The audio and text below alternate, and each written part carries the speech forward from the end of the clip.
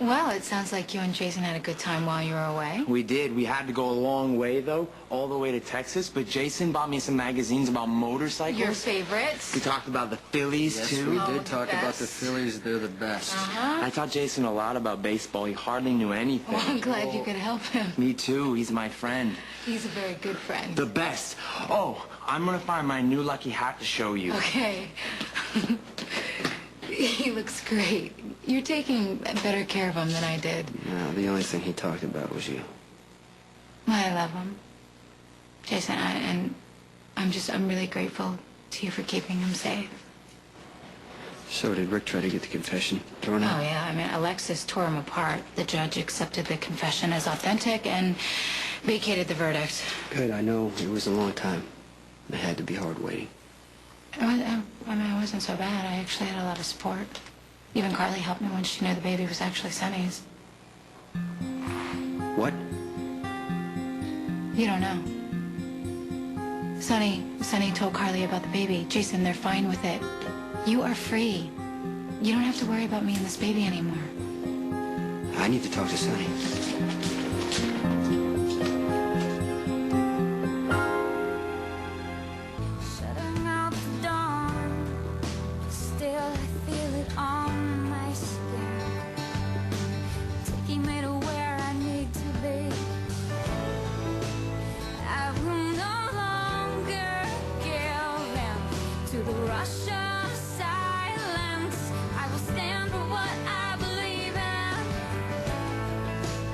You know, it's tough being a single mother. I don't know how Alexis does it. Oh, meaning I can't? I'm not saying that. I'm sure you'll be great. You know, you're very resourceful. And obviously, you want what's best for this baby.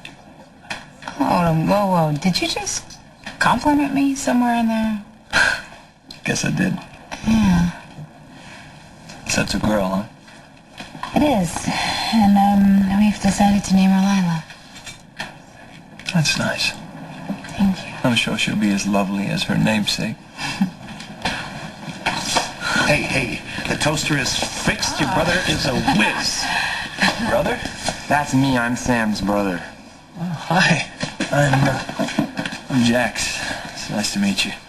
Danny, Jax and I used to be really good friends. You're not anymore? I'm beginning to wonder.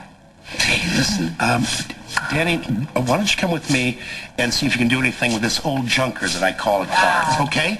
We'll be right up. We'll be in the back. Right up. Danny You're full of surprises, aren't you? Yeah, he's the main reason I went looking for my mother. Your father let her take him when she left? Well, I'm not really sure why she wanted him. I mean, she kept him locked up in the basement, hidden away like some dirty secret. But as you can see, he's doing a lot better now, and I got him involved with a program for independent living. So the whole time you were on the run, you were protecting your brother? Well, it's a little bit more complicated than it sounds, but... You don't have to explain it to me. It's obvious that you love him.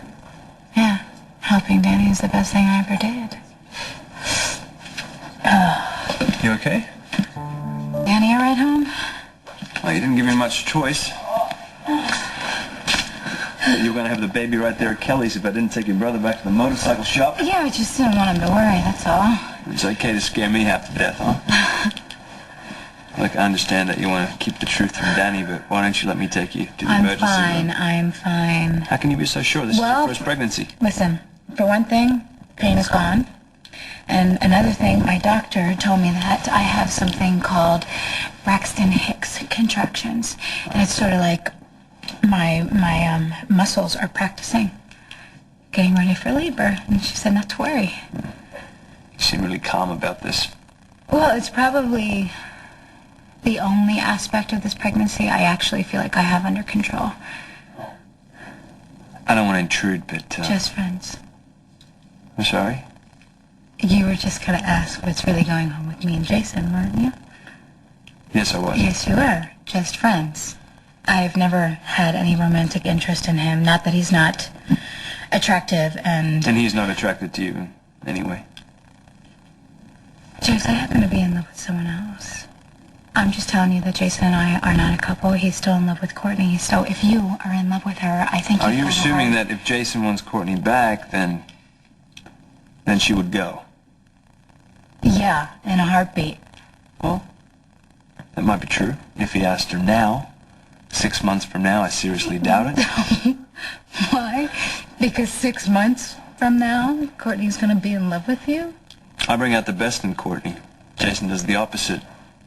As much as I loathe the man, I'm sure he doesn't enjoy bringing her to tears.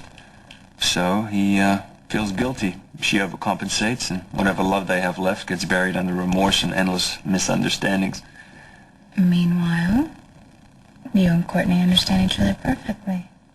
Pretty straightforward at this point. I bet her $10 million that I could seduce her in 3 months. Oh my God, you are so gonna lose. You're absolutely right. But when I do, I'm going to win. Because Courtney's going to realize that she wants to be with me. And Jason taught her to equate love with misery.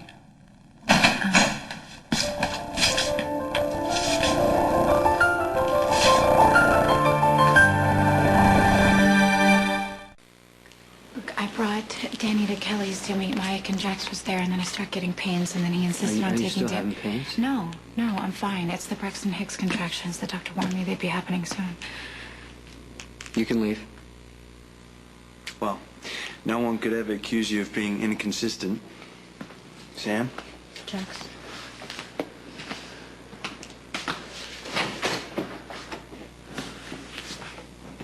Jason, I didn't want Danny to worry. I'm sorry. I was having You the don't pains. have to explain.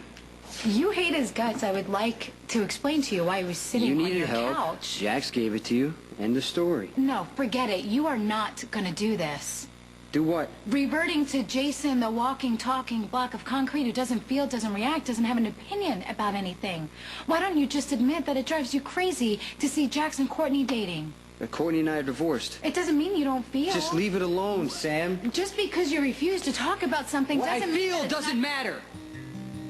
If I love Courtney, if I don't love Courtney, how it all could have been different, it does not matter.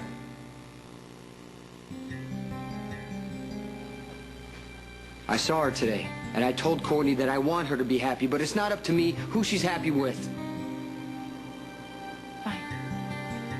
Forget Courtney. How are you and I going to live together if you keep doing this?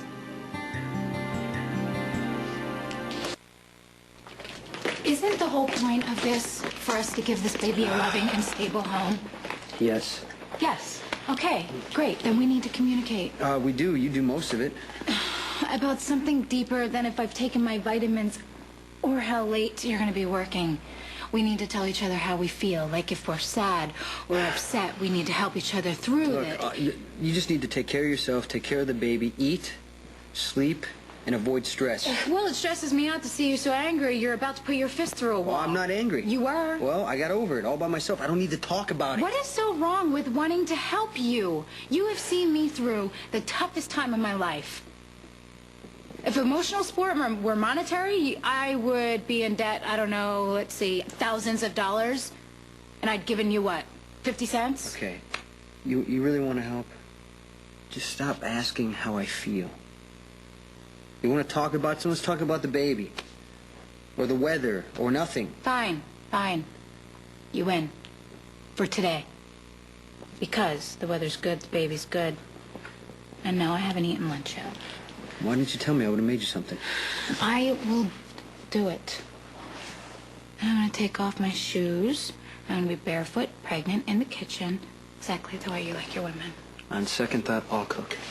I was teasing. Come on. I know. Okay, well then a good way to show that you get a joke is to smile. Or something. Laugh. Now, I'm serious, Jason. Children model their parents' behavior. And suppose she grows up and she doesn't know how to smile. Do you really want to be responsible for a humor-impaired child? No, I don't think so. You need practice. Lots of practice.